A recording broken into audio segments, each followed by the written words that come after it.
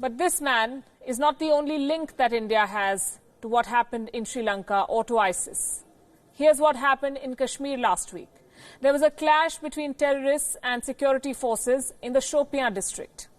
After the gun battle came a statement from the ISIS. It said that the Islamic State has established a new province in India, essentially an ISIS branch in Jammu and Kashmir. The announcement was made in typical ISIS style by the news agency Amaq on Telegram. It was a low-key announcement. It had very little details, but it was serious. The Islamic State said nothing about the geographical area of the so-called province. They gave it a name, though, an Arabic title, the Wilaya of Hind, which translates to the Hind province, the province of Hind. On Friday, the 10th of May, an armed rebel called Ishfaq Ahmad Sofi was killed in an encounter in South Kashmir's Shopian district. He is believed to have been fighting on behalf of the Islamic State. While ISIS confirmed that encounter without mentioning where it happened or when it happened, it claimed that the group inflicted casualties on the Indian side. Reuters, the news agency, quotes an unnamed military source saying that Sofi was possibly the quote-unquote only militant left in Kashmir associated with ISIS. The Jammu and Kashmir police have completely rejected the ISIS claim. They say that ISIS elements have been completely eradicated in Kashmir, but the police does admit that the ideological inclination remains to some extent. In fact, the Jammu and Kashmir police are calling the ISIS announcement quote-unquote pure propaganda because this is seen as a strategy to give an impression that the ISIS is still alive and is strengthening its global affiliations.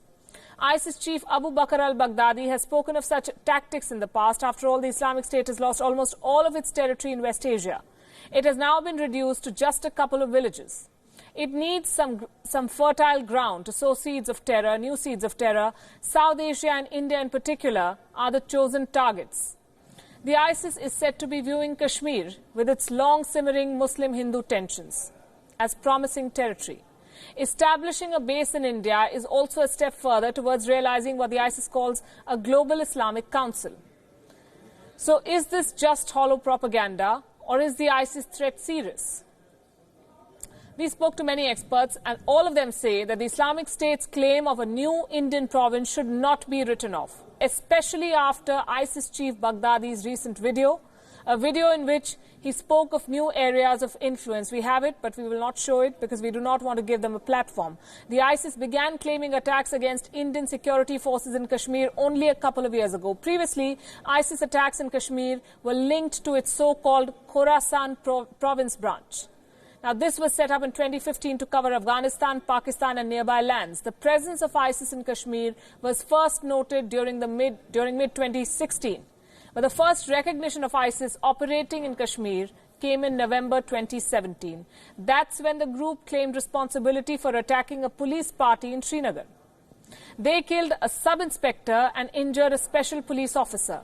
Only in January last year did the Jammu and Kashmir police officially admit for the first time that the ISIS has indeed entered the valley. There is a fear that the security establishment in Kashmir might be underestimating the ISIS threat. The claim of an Indian province might just be the laying of the groundwork.